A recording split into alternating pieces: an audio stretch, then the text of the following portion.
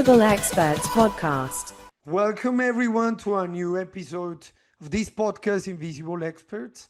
Today's conversation touches on something that is becoming increasingly important as AI moves from experimentation into sort of real world decision making, and that is trust, responsibility, accountability, and risk. We often hear about AI in terms of innovation and efficiency, but much less about what happens when these systems start influencing things like hiring decisions, access to opportunities, or even people's futures. And this is where the idea of high risk AI systems becomes particularly relevant. To explore this, I'm really pleased to be joined by Paksy Plackis-Cheng. Paxi has an incredible background working at the intersection of technology and the humanities. She has helped scale deep tech ventures globally, contributed to major funding rounds, and now plays a key role, I would say, in European research on high risk AI systems, particularly around fairness and non discrimination in areas like recruitment and talent systems. So, what I find especially interesting about Paxi's work is that she sits right at the intersection between innovation, policy, and real world impact, helping organizations not just to build AI, but understand how to use responsibly. So today we're going to explore what high risk AI actually means, how regulation like the EU AI Act is shaping organizations, and what all of this means for businesses and society in general more broadly. So, Paxi, for me, we had a previous conversation. It was really long. We get into each other more. It's great for us to have you in this podcast. So, welcome. How are you?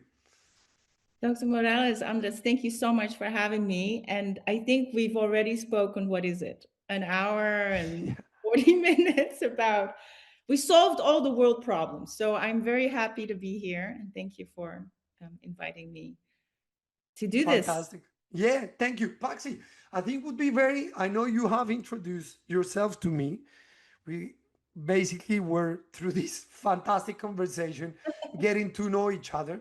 But let's talk to the audience. Who is Paxi? How do you start your journey? If you can tell us a little bit about how you ended up working at this kind of intersection, AI in general and tech in general, and this connection with humanities. Well, thank you for the question. I am super excited to be where I am today. And exactly as you pointed out, I really feel like I'm in the at the intersection of technology, innovation, and then humanities. And that's because I really started in tech. So I've been more than 15 years in tech, started working for startups very early on. So I was part of the mobile internet, the phase where you could surf the internet back in the days. And I was with a company that had the wireless application protocol to allow you to surf the internet. So we see a lot of this technology now happen with AI, and this is why I'm really, excited to be at the forefront of all of these different innovations. And so it came about because of my many years in technology. After the company IPO'd and I moved from Europe to the United States, I started working very much so in NGOs, nonprofits, social enterprises where you're very active in, right? And realize that you not only need like facts and figures, right? Business intelligence and making a company healthy through financial means, but also that you need to have a certain impact on the community. Whether you want to or not, you will have impact, right, on the community. And let that then be positive because you're hiring people, right? Your company is usually serving customers, even if it's globally, right? It's certain audience that you're problems that you're solving for certain audiences. And therefore, I hope this is positive. And I realized through the nonprofit work that there is so much more than just financial resources and financial success. And there needs to be also a heart, except minds in place. So this is kind of that what led me to social enterprises. So you remember the for-profit, for-purpose companies, organizations that came alive back in the days. And so this is not something new. You and I both know the indigenous communities have always done this way, and we somehow along our journey, right, lost it. We lost that for-profit, for-purpose kind of focus. That's fantastic. So we're gonna try to frame the topic, no? High risk, AI, and regulation. So we've been hearing a lot about AI, but I have the feeling not everyone understands what high risk AI system actually means. So in simple terms, what makes an AI system high risk and where are we seeing this most in practice? Right. So the European Union, who is very advanced in their obviously rules and regulations, right, came out with a set of standard, but also compliance for companies, for organizations. And even though it's, I'm sure for organizations, very confusing right now, what is allowed, what's not allowed, it actually has been in place already since a couple of years, and they're rolling the EU AI Act out. So you need to keep an eye on when you are deploying AI, right, on this set of regulations, whether you are in the EU or doing business with European companies. And I would say it is a good set. It's not perfect, right, by any means, but it is a good set of rules and regulations that are coming in place to protect citizens, people, like you and me. The EU AI Act has 4 levels, and the first level is unacceptable risk. So these are things that are not allowed for people and companies to do with AI, and that is only for governments, for example. So you can't monitor citizens, and with AI, decide, especially in defense, right, or dual usage, those kind of things are for government. So that is an unacceptable risk of security. The next level down is called high risk AI systems. And this is what we're talking about. So high risk systems mean if your AI system or your AI usage impacts human recommendation, then that means that you have to adhere to a set of rules and regulations around that. That is, just think of bank loans, right? Who is coming up for bank loans? You have a company, you're applying for like certain subsidies or certain loans, medical, who is next on the medical list, who is being recruited, who is getting a bonus, everything. When you are deciding about humans with these systems, that is called human recommendation, and that is high risk because you are in essence using a machine, using technology to decide about somebody's job, somebody's livelihood, somebody's like where they live, whether or not they get a surgery, whether or not they get a subsidy. So that's hopefully makes it a little bit more clear. So these systems kind of all work very in the same fashion. So whether I use AI to decide whether or not you get a bank loan, or you get next for housing, or you get a job, it is using an AI system to make a decision. So this is where you need to keep in mind whether you are working in the company and you are an HR, or you're the risk compliance director at a bank, etc. You need to have this in mind, or even just somebody in social housing that is using an AI tool to parse, right, information. So I would say anybody who's dealing with data around people and making decisions about people, whether or not they get something or not, even like in education, this is high risk systems. That's fantastic. So we were talking about before we start the podcast Yes. about the risk, right? Yes. Because there are some people who maybe some businesses who are not really in favor of so much regulation. They Right, want a free, let's say, right, space where they can trade or behave in terms of businesses as they please. right. So, from your experience and based upon your research and what you've heard about what is happening in Europe, what would you say are the perhaps most known AI risks? Obviously, to the citizens and the businesses. Wow, the most known AI risk. I mean, I'm a parent. I'm very concerned with, children and using AI and coming to, conclusions and thoughts, right, that are very negative for their health, for their for their friends' health, for their family's health. So for me, those would be very kind of unacceptable risk that we're taking with a tool that a lot of young people are not ready for.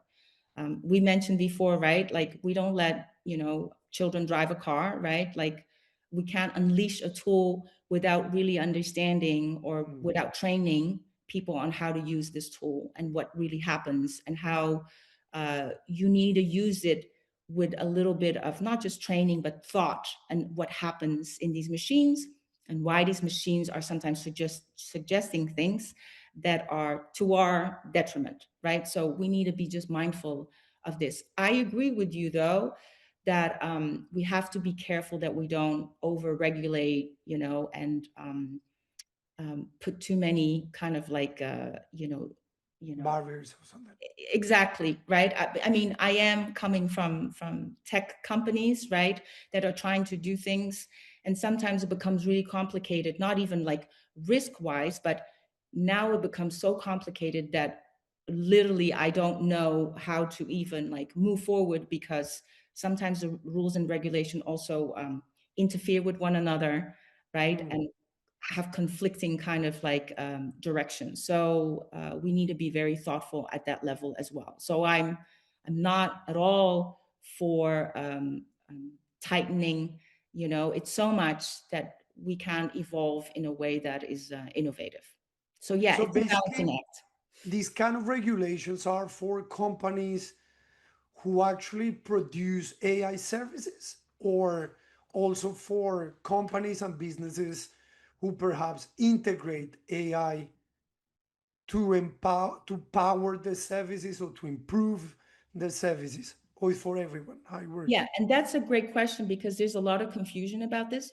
It impacts everybody. So the EU AI Act, whether you're making software, right, AI native startups, or you're making software with AI models in it, or using AI models, or whether you are, deploying, AI systems, you are going to impact people with your decisions. And this is, you can't just say, oh, well, I bought a software and I deployed it, and, I don't need to look at it. I don't need to test it. I don't need to like verify it, etc. So it impacts whether you're making the software or whether you're deploying or using the software.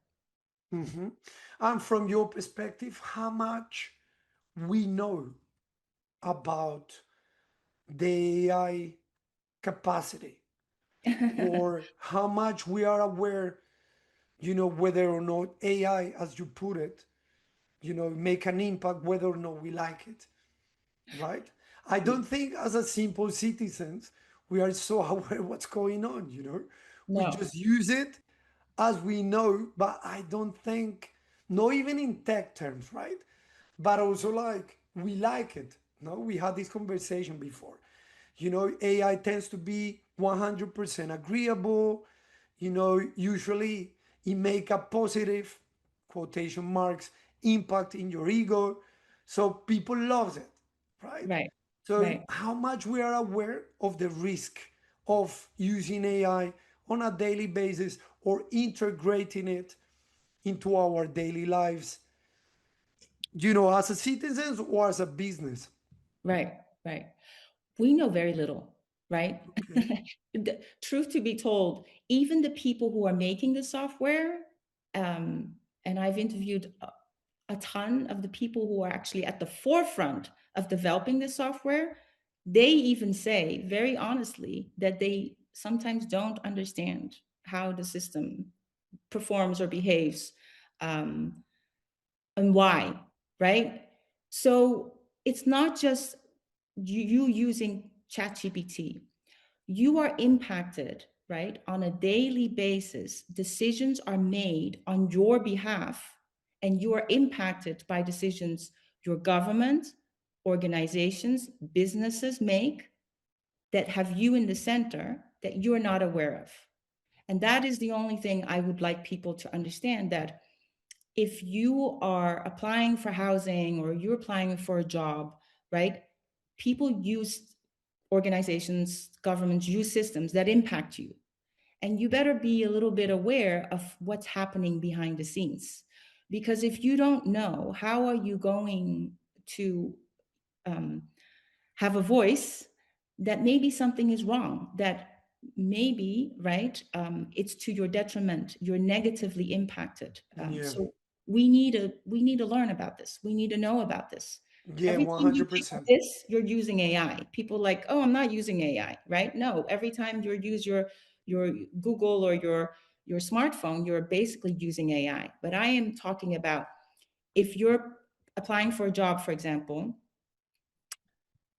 8 out of 10 times there are, they call it talent tech. So AI in place to either screen you, to select you, also to source certain people for certain jobs. And even if you're in a company, talent tech is now thus far that it decides what training does Andres need, right?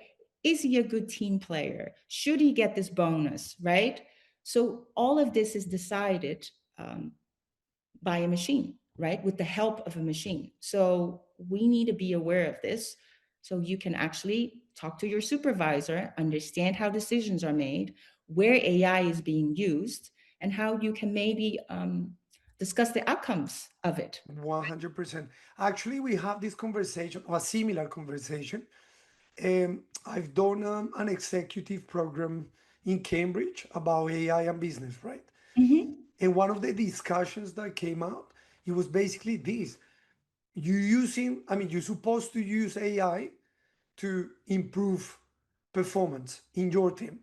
But Hmm. actually, you can Right, encourage underperformance. Why? Because let's say you are having a conversation, right? So AI record everything, as you right, said. right, Maybe identify your weaknesses. So you kind of like start to, be untrust. You don't trust in the technology, so you're gonna be more shy, or perhaps you are not 100% confident to talk openly about certain things because right, you don't wanna be scanned, or you right, don't wanna be like analyzed every right, time that you talk. right, So right, in a way, you start to lose spontaneity. You are no more spontaneous, and you don't, right, which is also good sometimes in right, companies, or for teamwork, because you can create something new. So what you said is very important, because okay, we need to make emphasis of the positive of AI, but also on the other hand we need to highlight the risks, and also not in a way that, ooh, the boogeyman is coming, which right, is the right, right, common trend, right? Oh, right, AI is gonna take right, over the jobs, right, right, or right. they're gonna take over the world. But as you put it, you really need to, like, in a structured way, to inform what are the risks of AI, Right. right? Absolutely. We need to build it with humans in mind. That is all I'm saying, right? We need to build it with, you know, human agency and with thoughtful, what does it mean for people? Not just we have a tool and it can do all these things, like, but what do we want with this tool? Do we want to become better humans, right? Um, then we need to put that at the forefront, right? Not just can we be more efficient, right? Or more effective in business. Like, what do we ultimately want with this tool, right? We want Hmm. to be better people, right? I hope that's one of the, right? So would you say this kind of like high risk AI and regulation is gonna end it up in a kind of like ethical framework of how to use AI, for businesses and citizens? Do you think is where we're leading towards to? That is what that's the purpose of the EU AI Act, right? It's to protect the citizens and can give kind of like steering towards um, that it supports citizens, right, in a way that is, I mean, fair is a tough word, right? Because what's fair? But at least that there's like some norms around how we go about developing these tools and using these tools, and because of how it impacts people, right? So this is why for the last 4 years, I've been looking at really what's happening in these systems. But to your point, you said earlier about people getting very nervous because now they know that everything they say is being scanned or being used, right? Yeah. To make decisions about their, how well they perform. And that is, we also have cultural differences, right? In some culture, it's okay to interrupt people, and people speak very passionately, right? And in some cultures, you you hardly look people in the eye. People are more timid. That is a sign of respect. So, we can't just develop tools and go and then have kind of weights toward how much did you speak, what kind of words did you use, how animated are you, how much did you laugh, smiled or not smiled, like, you know what I'm saying? It's sometimes things are also culturally bound. So how do you put weight on some of this behavior, or some of the word choices, especially if English is not a first language for some people in a meeting. And some people need time to think about things, come back, and then have a better answer, because some people's brain work differently. They're not very in the moment to just very quickly give you an answer. They usually have to digest it, come back with a thoughtful answer. So it's very tough to have, AI then to make decisions about who you are as a person. 100%. Actually, I was thinking while we were talking, like in a way, we just are willing to be controlled. Because if you think about it, in the maybe last decade, there were a lot of discussions about surveillance, what Mm-hmm. happened with our data, our behavior trends, Right. in social media, and then how, they can inform and perhaps encourage people to have tendencies towards, maybe politics or even like for marketing purposes or whatever. But Yeah. now it seems that we willingly are allowing an ubiquitous entity, tech entity, to over control us. It's like George Orwell in 1984. Yeah. He didn't even foresee what is going on now. Yeah. Because we willingly giving the AI a lot of information, and we allow them to, as you said, analyze every single part of us, right? Right, right. Yeah, because there's video analysis now, right? With recruitment, there is so many summarization of like meetings, etc. Right? I mean, do you when we worked, so we did quantitative and qualitative research. When we had a lot of the focus group with especially women who should be at work, because we were like, how is it that you cannot find a job when you have like a master's degree or a double degree, speak multiple languages, etc., right? Have experience. Why is there such a gap between, people sitting on the sideline trying to access the labor market, and the labor market, especially in Europe, keeps saying we can't find qualified people, but then on the other hand, we see so many people who somehow cannot bridge that gap, right? And it's really interesting because we saw people now are saying, well, I'm not going to put down certain information about myself anymore. So there's self censorship happening just to meet this kind of like a, a perceived view of how the system is going to judge them, right? So I'm not going to say I speak Russian, because that's not a plus, because then they think I'm Russian, and this is not good right now in Europe, right? So people were saying I'm not going to tell them I'm volunteering at my local, church, because I don't want people to think now I'm religious, and then So people started self-censoring themselves, and you started to see every person have things now that they discard because they don't want to be judged, and they know that the system probably will judge them unfavorably because of certain geopolitical situations or certain trends in society, right? So are we now having humans conform to the machines, or were we supposed to make technology to support humans?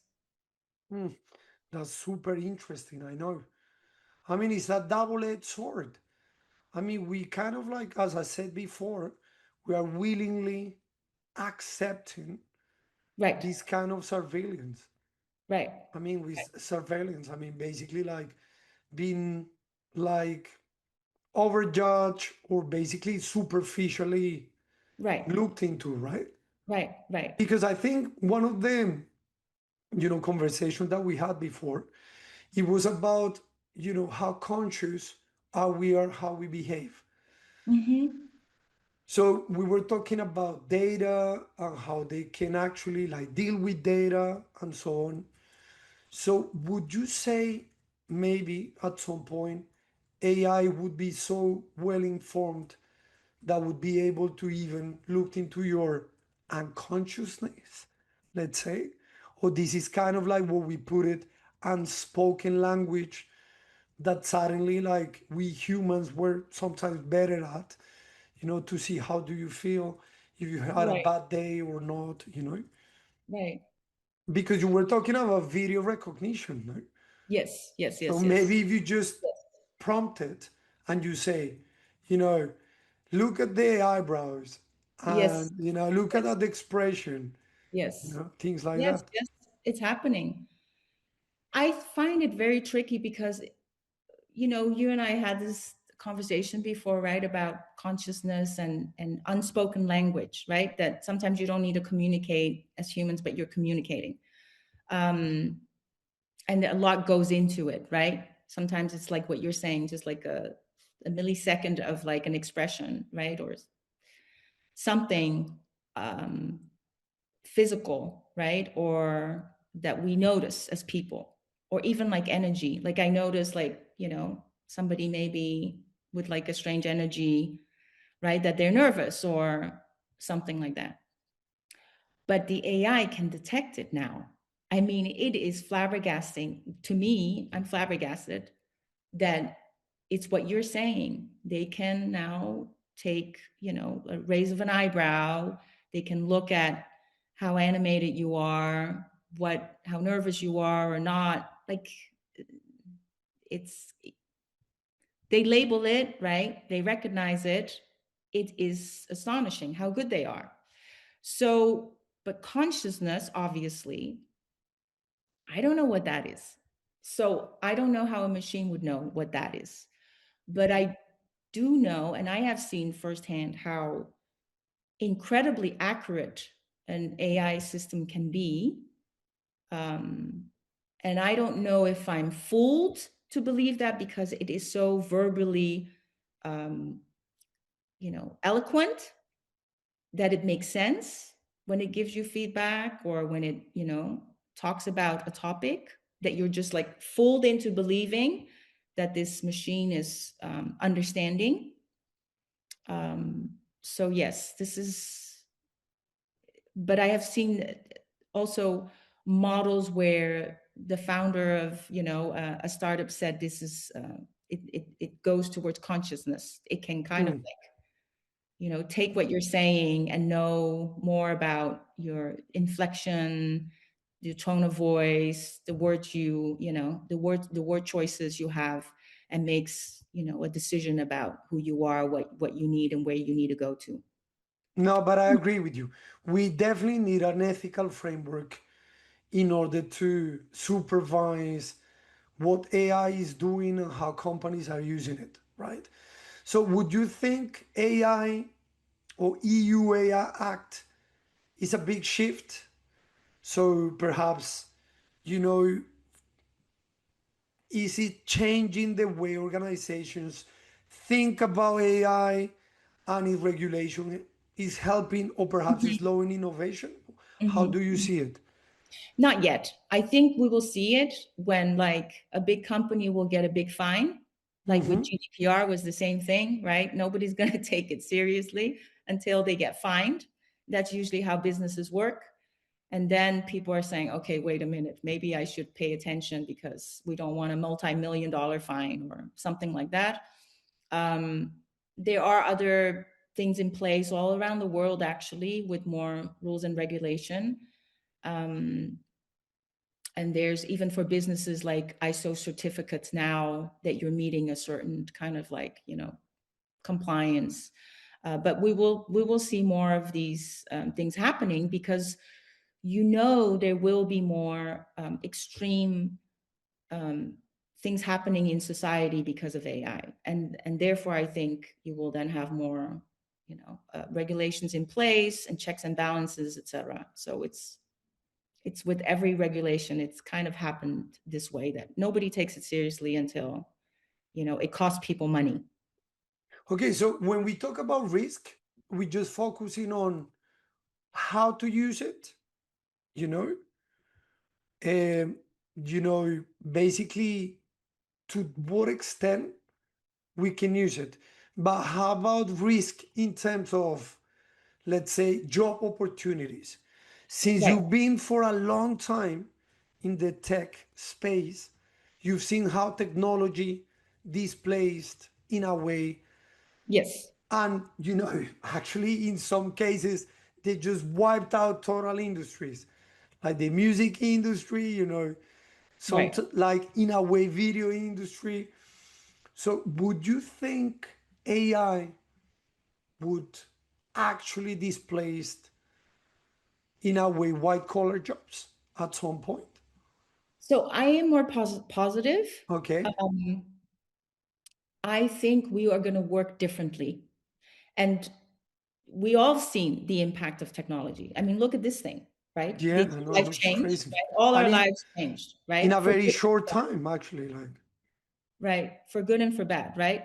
I think AI will do the same. For good and for bad, our lives will change. We will look back and it will be like as earth shattering, if not more, than the internet and also the smartphone, right? Hmm.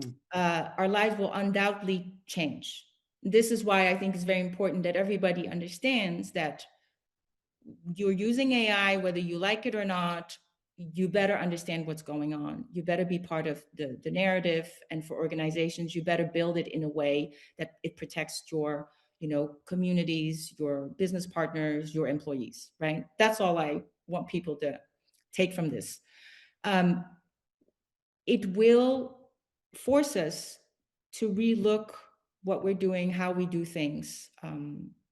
Broad stroke, I think there will be many jobs coming online that will be just different because now you Mhm. need people, for example, that manage fleets of drones, right? Did we have these jobs before? No, we didn't. You will have all sorts of jobs coming online that, will is an AI ambassador or creates the avatars or have, like, back then you had all the web agencies, there'll be AI agencies. So things will change dramatically. Do I think it's going to be more dramatic than the internet? Yes, because I mean, I don't know if you saw, but there's already like $1 billion valuation company created by two people. So it will also give a lot of access to people who want to work for themselves, start something, and they have projected that 40,000 new startups will come online over the next couple of years just because of AI tools. Because now Wow. you don't need super capital to start something. You don't need a team of 10 people to run your business, right? So there are also opportunities. It's with every tool. How do we use it, right? What do we use it for? It's comes down to all of us to be creative. So Hmm. I'm positive of what the future brings. Yeah. Um, That's interesting because what I see when I actually check about this EU AI Act, yes, I just saw like risk is in terms of how to use the AI, yes, but I don't think they go in depth. in terms of the risk of losing your job, right? Maybe. I don't know if I misread it or it's just my feeling because it was widely, you know, yeah, I think it was heavily focused on the ethics of it, the impact that you say, the kind of Right. risk. But knowing the, let's say in this dimension of the employment side. But as you said, also you open another door for this new startup, Right. no, yeah, like opportunities. The other day I was talking to one friend of mine who I consider to be super well read, a very intellectual guy, right? And he told me this. He says that it's the first time that white collar jobs are under threat, right? Mm-hmm. Mm-hmm. Because during the Industrial Revolution, of course, all the economy changed, everything changed, Right. and there were people who, through for so many years go into the poverty. But it mainly affected, let's say, working class jobs, or blue collar jobs, Right. automations later on, and so on. But now he claims, and I was thinking about it, that, for the first time in history, white collar jobs, people who Mm-hmm. are well educated, who went to Mm-hmm. university, or, Who can't make even, anything. yeah, and their job is under threat. Would you agree with that or no? There's going to be a renaissance. It's really funny because I had Okay. this talk at PNCA. This is like, must have been 10, 12 years ago at the creative private school, right? And everybody was like, especially in America, why are you studying art? Don't, all of this is a waste. You will never find a job, right? Yeah, yeah, And I was talking to the students and go, there will be a renaissance of the creative yeah. artists again, 100%. right? And Yes. it will be, okay, AI can create things, but think about it. AI can't do plumbing yet, right? No, It's exactly. very hard for AI, like robots, right? For humanoids to have the fine motor skills, etc. They can do it, but still, it's very costly. So think about it. Cutting hair. Yes, I know robots can cut hair, but I don't want them to cut my hair, right? I mean, you maybe get a bowl cut if it's maybe something simple, but think about it. You're going to have a renaissance of people Yes. who can do things again, like you say, maybe blue collar, but there's going to be I don't A know. new opportunity. I think we just going back to the hands-on jobs. Yeah, there's going to be Build a our own renewed things, appreciation. harvest our own food. I don't know. I Right. think maybe, I say plumbing, you Yes. know, A electricity. roofer, like I'm sure there's all this, the robots will come online and do many of this too, but still, you know, a dishwasher, like, a robot AI dishwasher still breaks plates. Like, I'm just saying there is going to a lot of shift, but I want people to be positive and think about, what is it in this new economy that I can do, and also appreciate things that maybe we lost along the way, right? Hmm. Maybe it's also okay that we don't work 40 hours a week. Maybe we need to take care of our nature and our children and our families. I mean, I think it's, What this is super important. This is actually well coming up to my two questions. yes, You know, I've heard from you. I told you like I kind of like, yeah, I checked a couple of podcasts that you've done before, and you were talking about M2M economy, yes, machine yes, to machine economy. yes, But then I have two questions. First of all, yes, what is M2M economy for those who yes, have no idea what it is? yes. And then secondly, I want to talk about this universal um, Income. income. Yeah. Okay, because it just come up to me after you just mentioned before. Maybe we don't have to work so much, or maybe economy is gonna change so much that we don't need money to survive. I don't know. You know So what?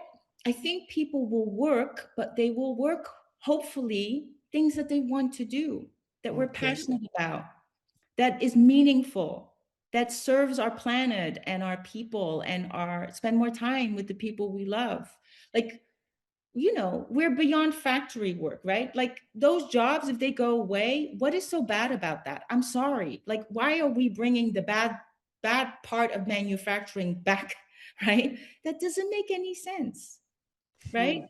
So we need to not be afraid, learn more about AI and its risk and how to use this, right? But how do we use this, use this, right, to our advantage? Again, let the technology serve the people, right? Support the people. And so I'm actually very excited about I've always been excited about tech. So maybe I'm biased, but it's all in how we handle ourselves, right? This thing can be detrimental, but this thing could be also a business opportunity for people in certain, Yeah, mobile phone. Yeah. right? Think about how we deal with what we're given. So to answer your question, I cannot wait until we have a machine to machine economy. I really, Okay. Which is? Which which is? is, so I'm sure you heard about AI agents, right? So they perform tasks Yeah. on our behalf, right? So we will not have one agent, we will have multiple agents that book your trip, order your coffee to be delivered, check your bank balance and make sure that you transfer money to your mother, every month or something. Like there will be different agents doing things on your behalf, buying things, etc. Right? So when these AI agents purchase something, right, they pay somebody that Who is is another another machine AI agent?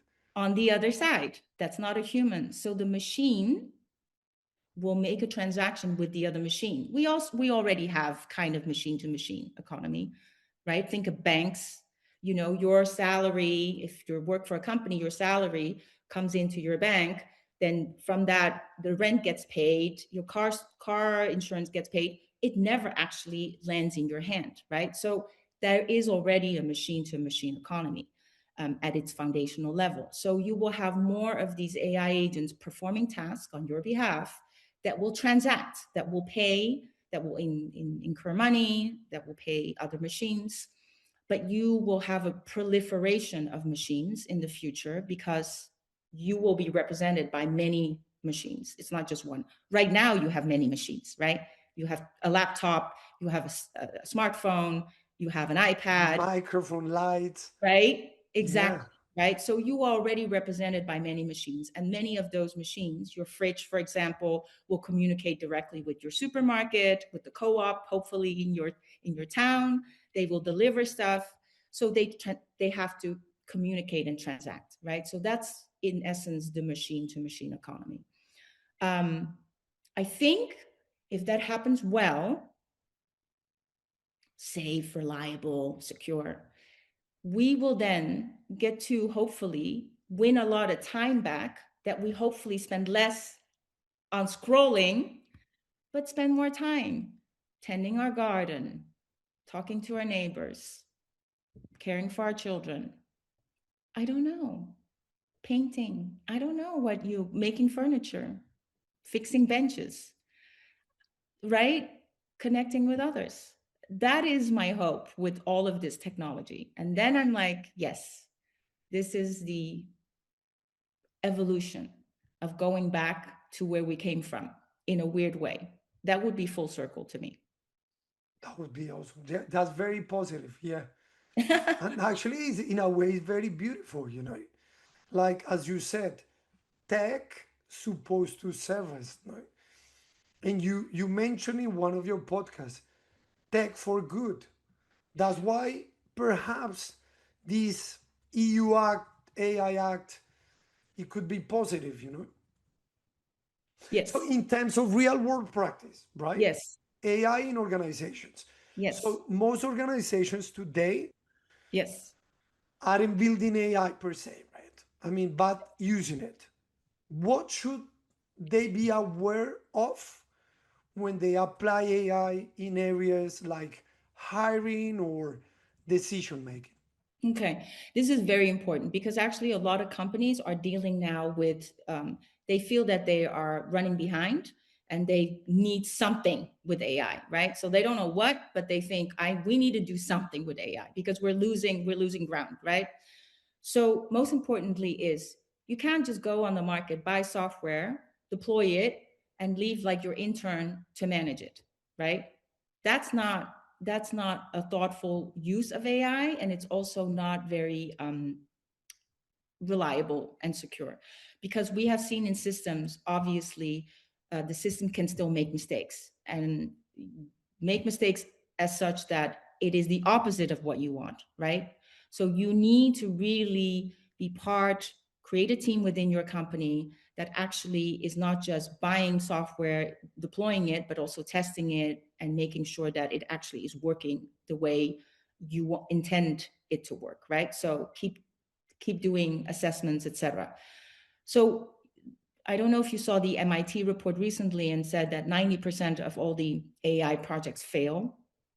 And that is due to lack of data. So AI, it's so complex, but it boils down to, you can't just go and, especially for an organization, for a company, go ask ChatGPT for the solution and then apply it to your company, or buy, like I said, a software package that says, okay, we have built in AI, and then say, okay, this is like the single source of truth.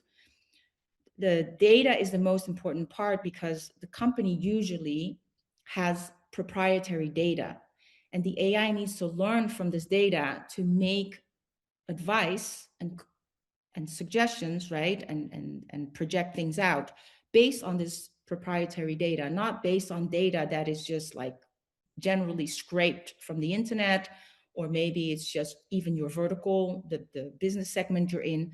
It needs to work with this data of your customers. So that's usually lies the problem. You don't have enough data. I mean, I've seen a lot of companies, they don't have access to their data. Their data is all kind of like dispersed. So first of all, you need to have access to your data securely. Then you need to be able to have enough of the data, and then you can have informed decisions. So data is the foundational, source that you really need to run AI models Yeah, on. it's like the blood, right? Right, right, exactly. So you can't just say, okay, give me an AI tool, we're done, right? So data, then you need to rethink your organization, because usually when you deploy, well, first of all, you have to think of, what do I want to do with the AI? Like, what is it for?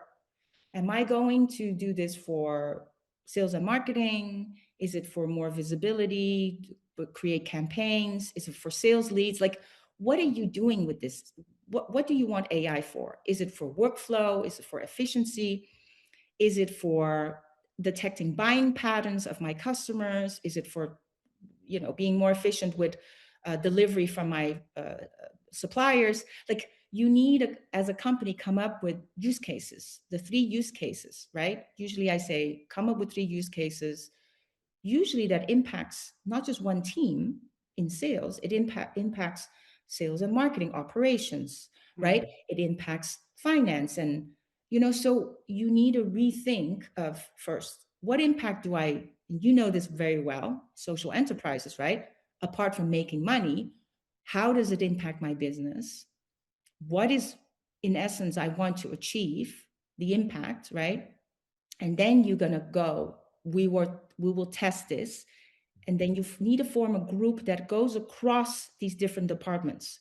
You can't just say, oh, we're doing a chat bot for the salespeople or the customer service reps, and not think through, it impacts sales, it will impact marketing, it will impact operations, it will impact, so you need to get a dynamic team, like a matrix across these siloed departments, to think about, what are the 3 use cases that will be highly meaningful, have the biggest impact to our company, and test them, and get, people from different departments to participate. And then another reason why it fails from that MIT report is over reliance of people inside the company that don't understand AI, have always worked a certain way. You can't ask them, right? You need outside people like you and me to come in and support them, advise them, and make it happen. So typically, it will double your success rate if you have some external people coming in. And this is what I do a lot now, and that is help identify the right use cases, deploy something, test it, make the ROI happen. And that's because I've worked a lot, like you have cross-sector, public-private kind of these consortia that really need to work together. And usually they have different tolerance for risk, different objectives, right? And different trust and kind of dynamic. So you need to build an kind of like an ad hoc team with representatives from the different companies, have somebody else outside coming in, help them with identifying the use cases, and then work out the use cases until succession. And then with obviously access to proprietary data, your customer, your company data, in a reliable, secure way. And it is it's not a sprint, right? You can do this in a timeline, in a deliberate way, but if you then deploy, this is an ongoing exercise of refining. So this is just setting expectations. But yes, you can launch the use cases fairly quickly. We've done it within 6 to 9 months for organizations, but then they need to ensure that who they bring in is not per se from a technology company, because then you create a lock-in. You need to bring in an independent party, right? Organizations like yours and mine. So we leave. And then the team that was the ad hoc team internally takes over and has agency. Otherwise, you're always going to be dependent of, the Microsofts and the whatever Of course. whatever software you deployed and you introduced. But that's so interesting because basically, you know how the way that you defined AI agencies is very simple. So basically, AI agency is a role within the company. So would Absolutely. you suggest to companies or organizations to, let's say, we need to hire someone and we're gonna call that someone AI agency, but we need to bear in mind this AI agency could be multitask, right? Yeah. And then you start to kind of like in a way, because it's so interesting. I think nowadays we have these organizational structures which Yeah. have roles and people. And Yes. now we're gonna Yes. have the same map, but with Exactly. AI agents, Exactly. right? Exactly. Because it impacts everything, right? Everything in your organization, from executive level to like people, if you have a factory or whatever, everybody will be impacted. So you can't just say, I will leave it to even this one person in the company. You will have to have a leader or somebody that goes around, like works with all the stakeholders. But you can't just say, oh, I want more efficiency in my workflow and like have a packet and then apply it and work the same way, but then the AI takes over a certain task and it goes a little faster. That's step one, maybe for you to test the waters. But if you really want to make your company AI ready for the future, it's like what you're saying. You have to rethink this organization, because it's no longer like sales, 100%. marketing. Yeah, So yeah, yeah, yeah. They're that's true. gonna multitask. So, from your experience, what are the most common mistakes organizations make when they deploying or adopting AI? It is really that they think I'll just, Gemini is part of Google, and I'll just use Gemini, and then here we done the AI, and we'll buy a packet and have the. So what we see a lot is, especially with recruitment, that people say, okay, well, we get thousands of resumes, just use an ATS, use a tool, application tracking software, or whatever tool from this whole umbrella of talent tech, right? And they buy a package, like a platform or something, right? And then they leave it to the junior person to they have the software, they deploy it, they use it, and then they don't look at it. And that is a big mistake, because we found that sometimes the machine actually picks the worst candidate and makes that in the top 10, and the best candidate is actually for some reason in the bin. And Wow, it has several reasons, multitude of that's reasons that it can crazy. happen, Yeah. but we've seen it firsthand happening with real resumes from people we've worked with, hundreds of job applicants, and also synthetic data that we redid the experiment. And it has a multitude of reasons, but that's why you can't just go, we use a software package and it's one and done, you know? So you have to train Have a everybody. backup team. Yeah, yeah. I Yeah. get it. You need to have a backup team. Yeah. You have mentioned this briefly, in the way that you were basically articulating it. I have the feeling you were talking about the decentralized systems, right? Yes. Yes. So you work on decentralized systems and M2M economy. So how Yes. do you see this changing how organizations operate in the future? So first of all, especially in Germany, like in Europe, they talk about digital transformation, right? Hmm. So this whole data is critical to that you have access to this data, what I refer to. So you can't do anything decentralized and making decisions faster at where things happen unless you have the intelligence decentralized, right? So you have access to this data and can kind of like make decisions based on either with human plus AI or AI. So I'll give you an example. If you're talking about, for example, autonomous driving, right? You need real-time data to make a decision. That car, right? That's a very extreme form of I need the data instantaneously, Of course, of right? course. Because it's a safety issue otherwise. So in the future, depending on what industry you in, what company you're running, you may not need instantaneously, but you need near real time, or you need 15-second delay. For example, I'm working with a company that is going to launch in Europe, and they work with the LAX airport with the shuttles, and you don't need to pay for the shuttles, but they do need very near real-time data of how many people are in the shuttle, because we can only drive 56 passengers. But the AI needs to understand if you're bringing, two suitcases, and the bus is full because of not people, but because everybody brought in 3 suitcases, then you can only have 40 people, right? But you need that intelligence through cameras, through communicating this data, right?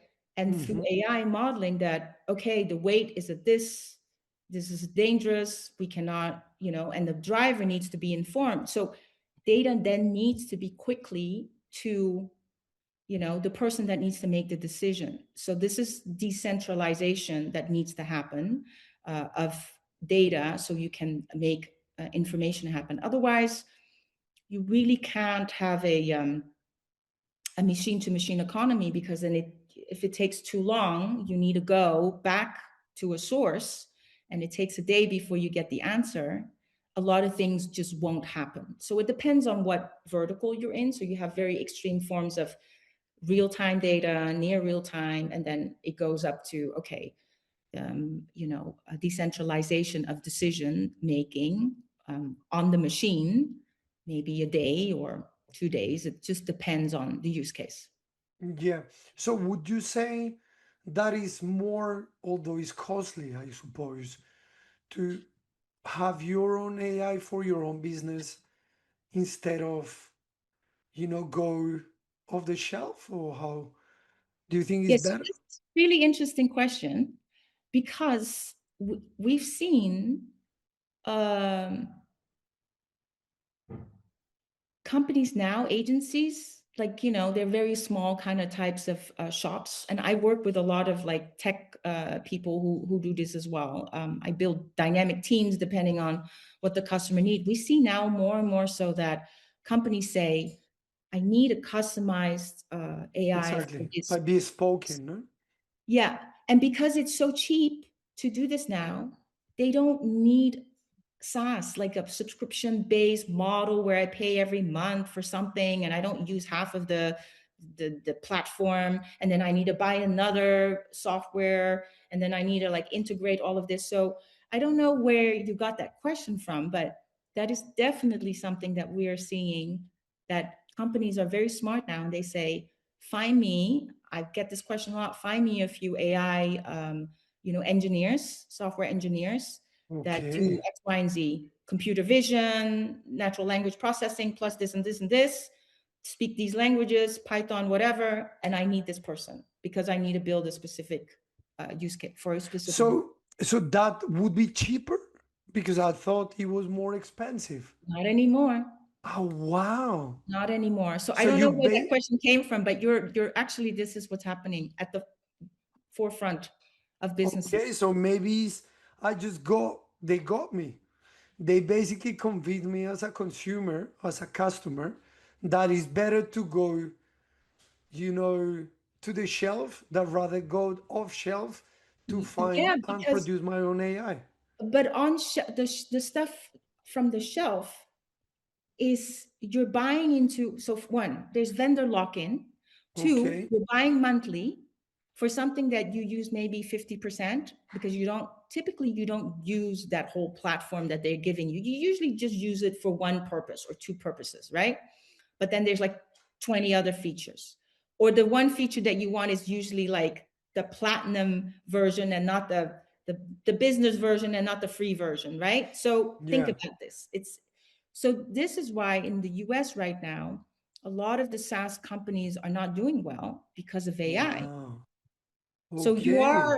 you are at the forefront of thinking about this because this is exactly what's happening. A lot of companies saying, forget all these subscription model blah. I don't need all this software and integration, and then it doesn't run with this, and then I need, so forget that. I want to fix this issue and I want it built for me.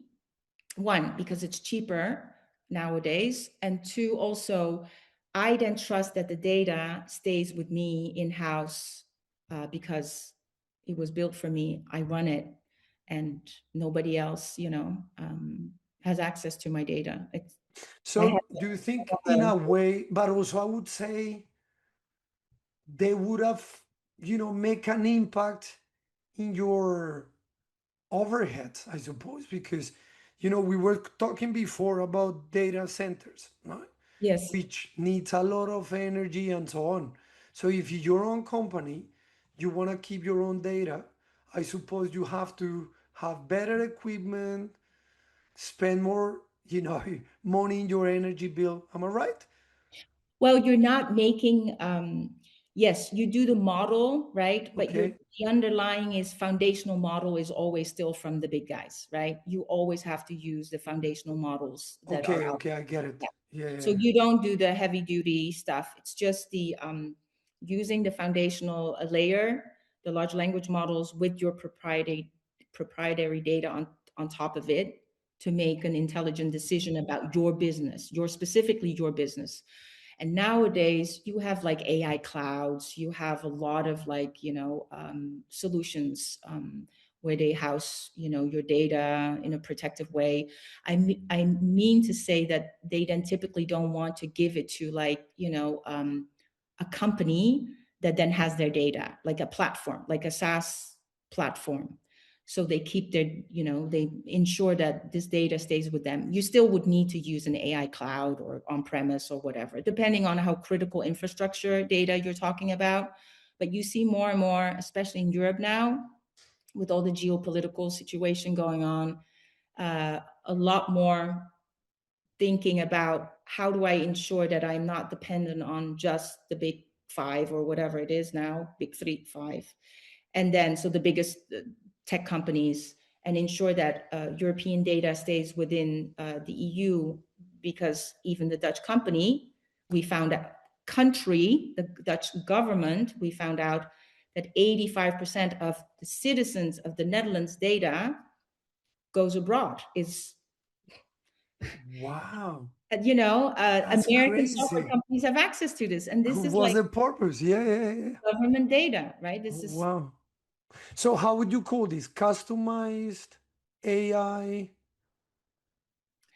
yeah, I don't know what the word is for it. It is Like be spoken? I don't know. yeah, it's AI. It's literally it's customized AI software development. Um, Okay. So yeah. listen, just to close this segment, Yes. can we do a rapid fire game? You know? Okay. Yeah. And I'm gonna include, you know, this customized AI development software. Yeah, or software development. So I actually like ChatGPT this one. The Yes. top 7 AI systems for hiring and decision making. Yes. Okay. So I want you to, if you know them, maybe rank them from 1 till 5. If you don't know, you may say pass. Okay. So let's do it quickly. Hire view. High view. Okay, I've heard of them. I haven't Okay. worked with them. Yes. Fantastic. By metrics. No, don't know them. Seek out. Seek Out, I interviewed the founder of Seek Out. Yes. So how would you rank it? They're 5? high, they're ranked highly. Yes. They're Okay. This is very for talent sourcing and diversity hiring. No. yeah, and they told me a very interesting things when I talked to their exec team, their founders, and they said, uh, forget resumes. Like in the future, even now is happening. It's called passive hiring. You have so much data out there about you. Andres, I don't need your resume because you lie on your resume anyway. Most people, like 80% of the people, have like flowery stuff on their resumes, and they already seek people out, especially when you're in tech or nurses. They already look in public databases and also your social media and all of that. And I already have a profile of you, and I don't need your resume. So Seek Out Okay. is very Seek advanced. out. So they are US based then. Yes, they're US based, and I think the founders came from Microsoft and Google. Yeah. So, but they were very honest about what's happening in the systems and acknowledge that they're working on making the system less biased, etc. So they were very acknowledging, that things go wrong in the systems. Very honest about it. So, I like it because it's a diversity intelligence. I mean, they is one of the key strengths. oh, they The say next that. one is GEM, GEM. Do you Don't know? know. Humanly or humanly. I don't know. I don't know them either. Okay, Fetcher. No. No, no. The other MetaView. who? MetaView. MetaView. No, I'm sure that a lot have come online. Success Factor is a big one. I don't know if that's part of your list. You've No, looked. it wasn't. Success Oh, factor. No, but I can put yeah, it though. that was one of the big one. I think they This is are for hiring and decision making. yeah, and I think they're owned by big guys. So Okay, Success Factor is used a lot by very large global companies. that's great. Yeah. And the last one would be our customized AI software development. Do you think that would be the best?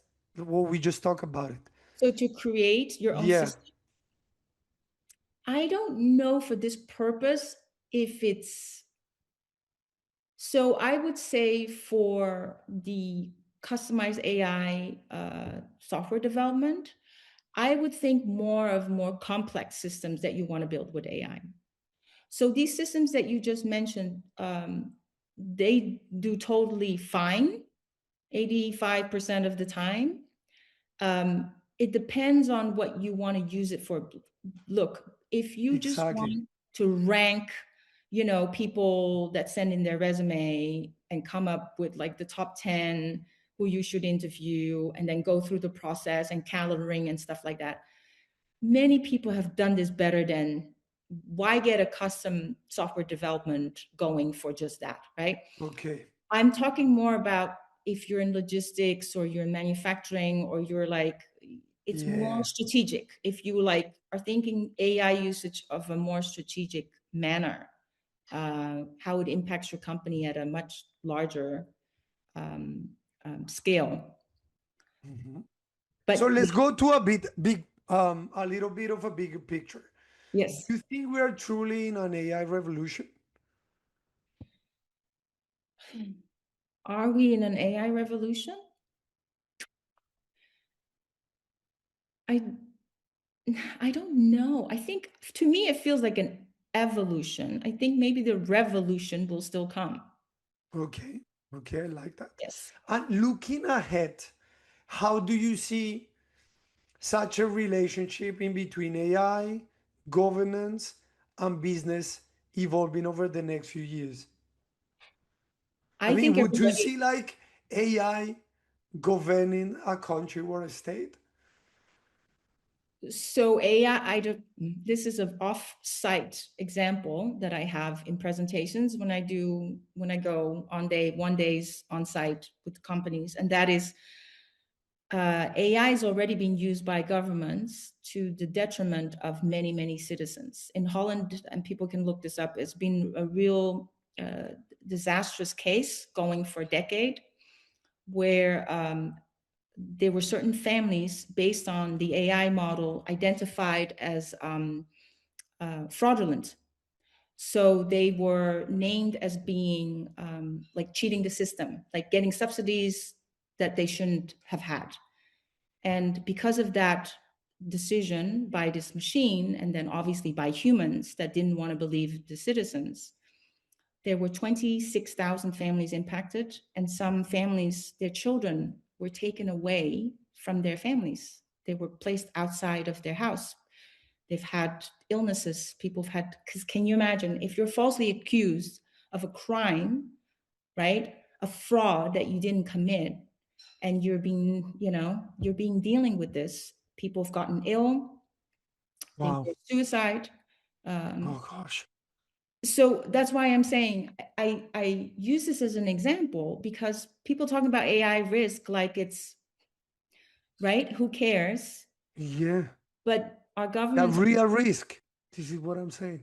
that is why human recommendation, right? If you decide about a human's life and livelihood, there should be some checks and balances, right? Hmm. And I'm not saying that we're humans involved, right? So this was a big human error, right? Not to listen to the people, not to get to the bottom of this, etc. It took two people in the government to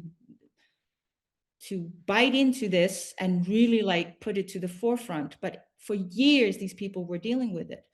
And my point is, again, going back to why is this important for everybody? Your lives are impacted whether you like to or not, whether you believe in AI or not, whether you use AI or not. You better know how our governments, how companies, how your employer is using this, not to fight them, but to be more aware so we can all work together in making the system better. That's all I Hmm. want. It's not about blame and shame. It's definitely about blame and shame if you didn't listen to your own citizens and kept saying the machine said, right? That Yeah, is that's blame crazy. and shame. Yeah, But we need, yeah, that's 100%. my that's my point about That there is a clear tension actually, and this is comes to my next question. So there is a clear tension, as you mentioned, between innovation and responsibility, and it seems so. So from your perspective, what are the main pros and cons of using AI in organizations today? um I think the pros is what we talked about. I want the technology to support humans to become better humans and also free us of things that we shouldn't be doing, right? Hmm. um so that's one. I do think it's it's a big pro. It's like if if there would be more equal access, right? um and we do this right, a lot of people would have access to learning. It would have access to having a basically a mentor, a buddy, right, that helps you um analyze things, that helps you perform better, etc. But there's definitely cons that we also discuss, and that is if we don't develop this wisely, if we don't pay attention to the fallout, and if Hmm. we citizens and especially young people use it kind of like uneducated, then we've seen. right? There was just recently a lawsuit in Meta, UK, etc., about how it can affect young people's mind. And again, we humans need to be dealing with our children growing up with this tool, but we sometimes as adults don't even know what's happening, right? If we're not informed, then how do we help our children become better users of AI and more mindful of what's happening? 100%. So you're working on intersectional non-discrimination in AI system, right? Yeah. So what does that mean in practice? And why is it so important nowadays? Right. So I care about AI, like in general, right? I'm very passionate about it, but Mhm. over time, we have seen that it affects certain groups of population the most negatively. Um, because, and I'm sure, if you kind of like followed AI a little bit, I think it was MIT, there was a researcher that found out that in video, when they record the video, they don't see, faces of African Americans as well as, people who are like white.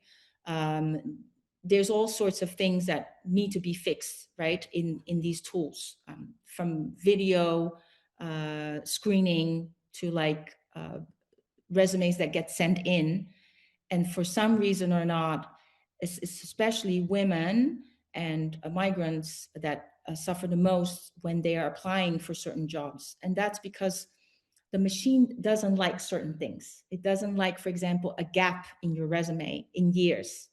So if you've been out for 2 or 3 years because you took care of your elderly mom, right, or your children, it just has a hard time with that there's a breakage, right? Oh, So wow. we found out all these things, and we're not the only one, right? Harvard has done a lot of research as well on systems. We keep finding these things even until last year, that there's still systems, some of them like you mentioned, that still don't do this very well, that still, because of certain word choices that women have, or that certain gaps in their resume, or certain groups they belong to, that they get filtered out. Mm. But it is as silly as, it affects all of us. It's as silly as, I have a resume format that the AI system just can't read because it's a double column and it has a hard time because it reads from left to right.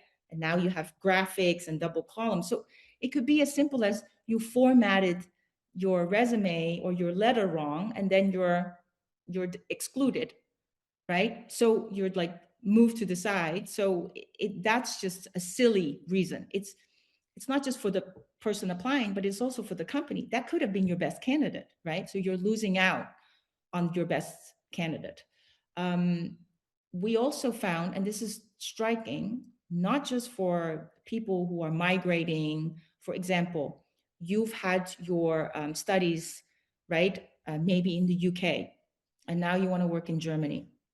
Well, the German system, they actually penalize you that you studied it in the UK, because Oh, it wants to wow. see University of München and not the one, not Cambridge, for example. So we've seen this even with people, native German people who went abroad, have Oh, wow. amazing work experience, come back and are penalized because the attributes were weighted at a lower than if they would have had the same experience, but then in Germany. So it favors that you've had your education in the same country that you're applying, and it favors that your work experience is in the same country. So this is why it predominantly affects people who are like you and me, serial immigrants, and also women, and women across the board.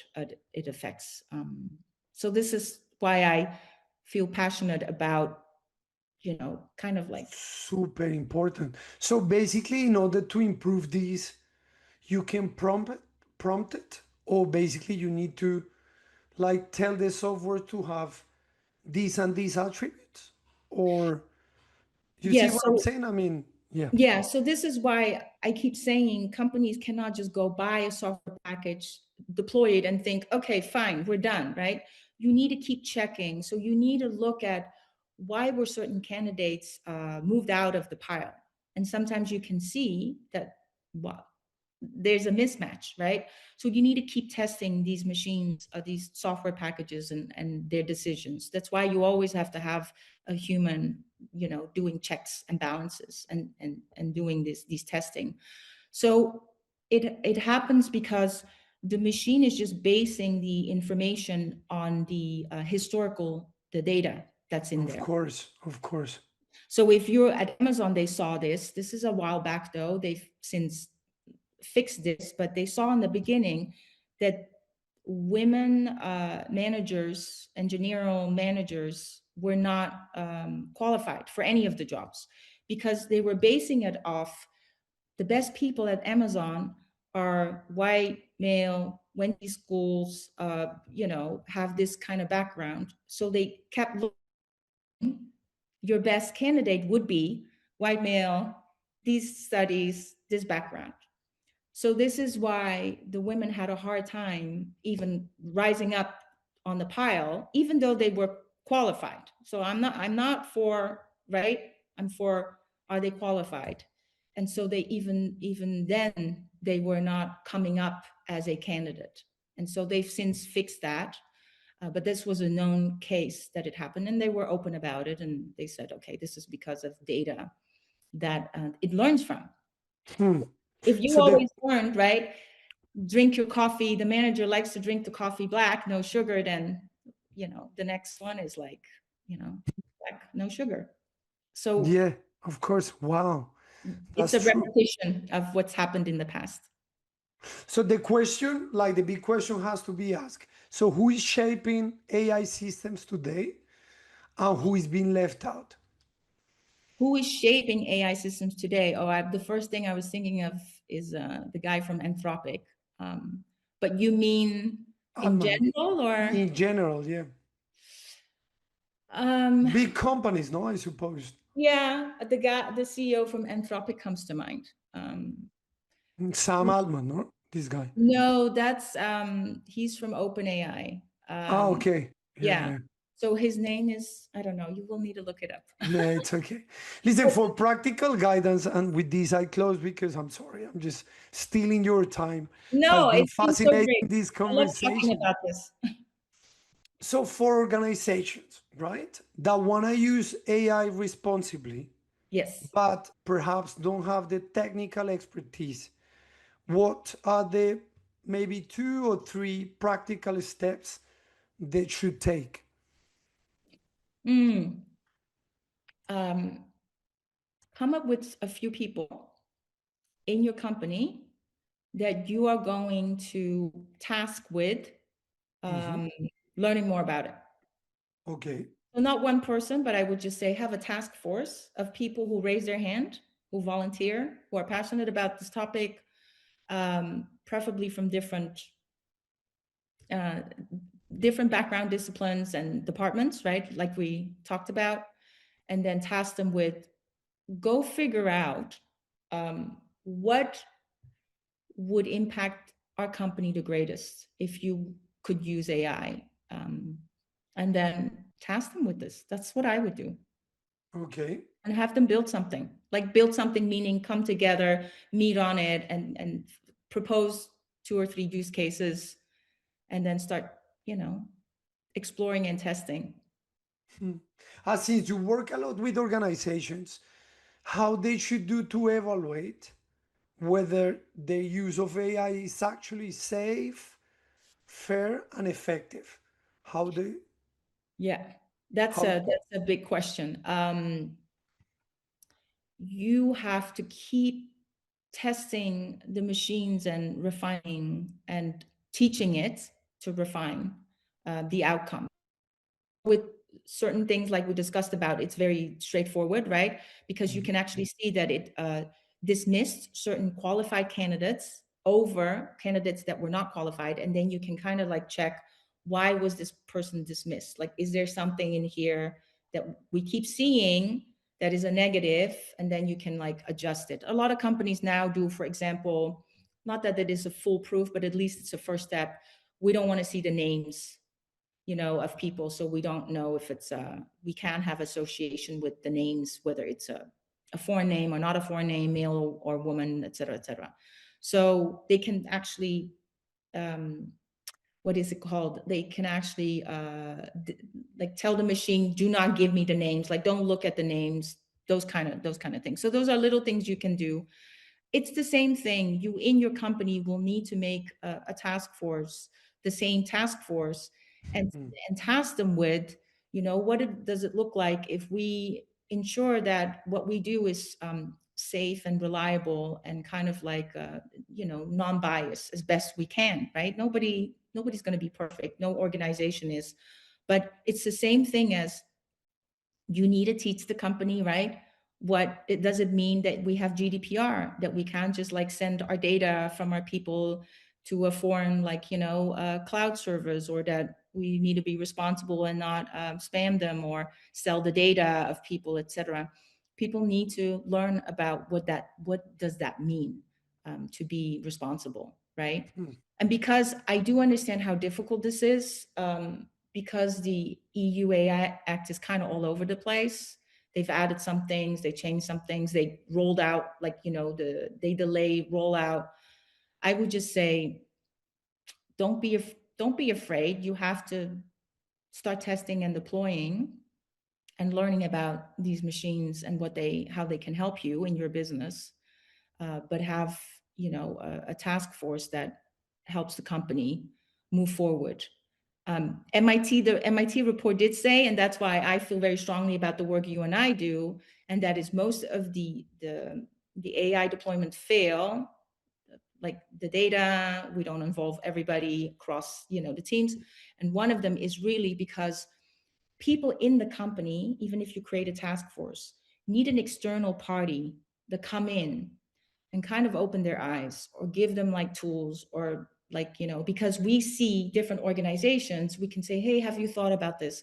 Hey, I would structure it this way. Hey, this would work better. And sometimes you see the dynamic also within the company that is very hard for people, even if they're part of this task force, to not only see, identify, but to do something about it. Because usually there's a supervisor, sometimes it's your supervisor that is like Yeah, dragging. So it is advisable that you get an external party to come and at least support that team, to think differently, but then also be sometimes the enforcer, right?